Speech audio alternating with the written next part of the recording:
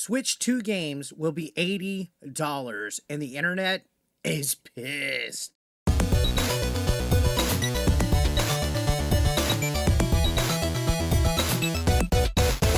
So just taking a look at some of the videos that we've already had posted on YouTube, you can see people for the most part are like $80 for digital, 90 for physical. What the heck, Nintendo? Is this going to become the new norm? And that is the consensus, especially with rumors of Rockstar going to put GTA 6 at $100, which I'm like, oh God, I want to play GTA 6 so bad, but $100 is $100. And you can see we got Switch Force, Dreamcast Guy, Very Dark, among others, making videos about the price of the Switch games. And I wanted to give my thoughts on it. Now, taking a look over on X, you can see we have people from the industry and just people in general torn about it, especially when it comes to Mario Kart World, which looked really cool. I'll be making a separate video about my thoughts on it, but the tail end is $80, right? Digital edition of it. And I think the Switch 2 is going to have a bundle where it's $499 that includes Mario Kart World on top of it. Physical games are everything that gamers want at this point. Because this day and age, we want to have something tangible. We want to have something that we can pick up and play. For example, I have a copy right here of Concord that's physical. This game is no longer even available. You can't even download it. It's gone with the wind. So perfect example of a physical game.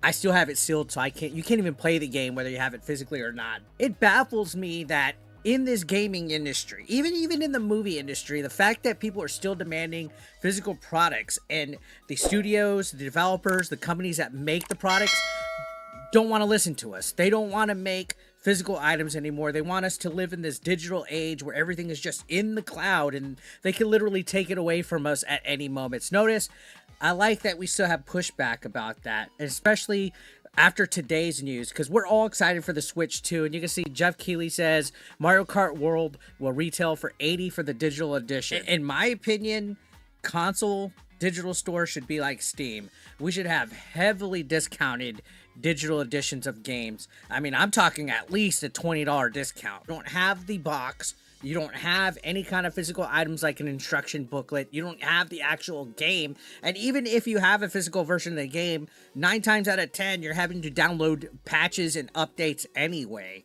So what's the point? If you're getting something that is digital, I think it should be heavily discounted. See, Cappuccino says 80 USD for Mario Kart. Bowser better step out of the console and start a family with me if they're really going to charge me that much.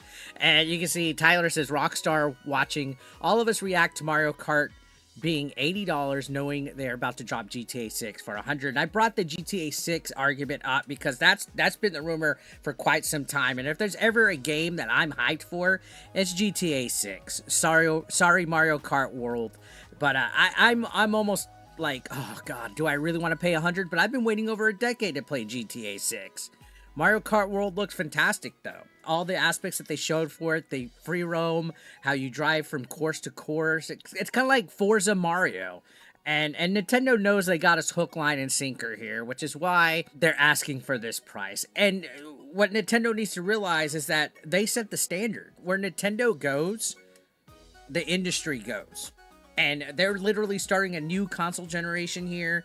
PlayStation and Microsoft will follow suit, and the games are going to become $80. This will become the new industry norm, whether we like it or not, especially for digital. And that's what scares me. We're in the digital age. We need to get ready for $80 first party, at least first party $80 price digital games. And I don't like that. I legitimately, from the bottom of my heart, I don't like it. You guys don't like it, but we're going to suffer, gamers. We're going to suffer with it because we all know we're going to go out there. We're going to buy this stuff day one.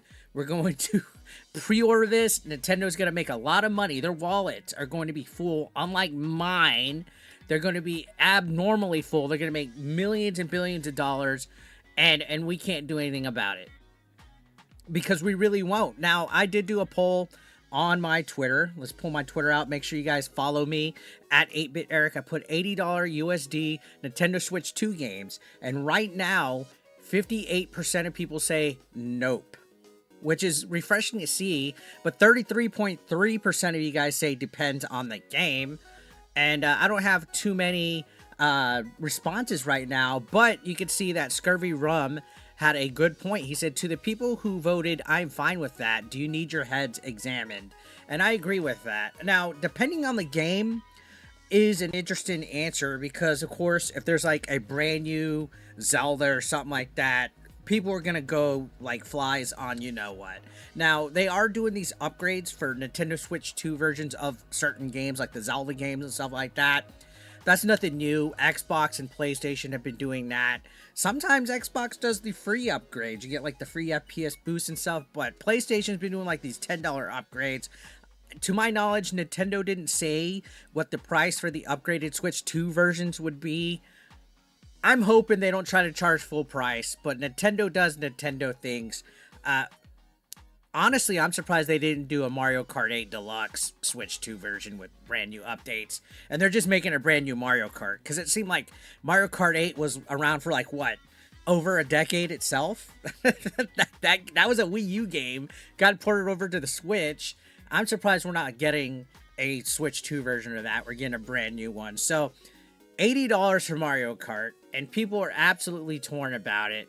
And within reason, because Mario Kart's one of those games. It's a party game. It's gonna be packed in a small way. I almost feel like this is them trying to force us to buy the bundle with Mario Kart World on it.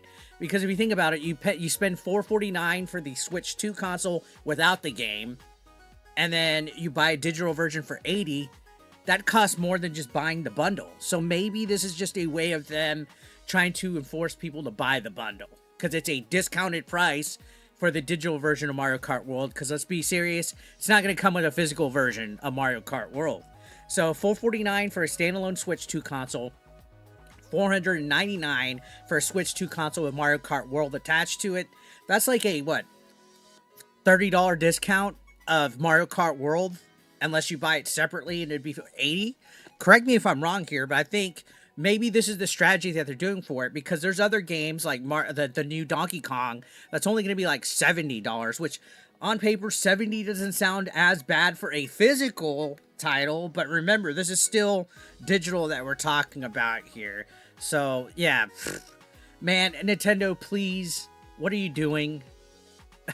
Don't make $80 the norm, because I don't want to see third-party companies like Ubisoft try to enforce digital games for $80, because Ubisoft games go in the trash. I mean, there's a fine line between a Nintendo first-party title, a third-party title, and an Ubisoft game and an indie title. I don't want us to see indie titles going $80 for digital now, okay? Because the industry, whether you guys want to admit it or not, goes off of what Nintendo does. And there needs to be a set pecking order. Like, oh, this is a first-party Nintendo, Sony, Microsoft game. This is a third-party Capcom, Konami, Activision. This is indie. This is this and that. There's different pecking orders, and not all games are created equal. Let's see what the industry does with this, guys. What are your thoughts? Are you okay with $80 Nintendo Switch 2 games? Let me know your thoughts in the comments down below. I'll see you on the next one. Thank you for watching.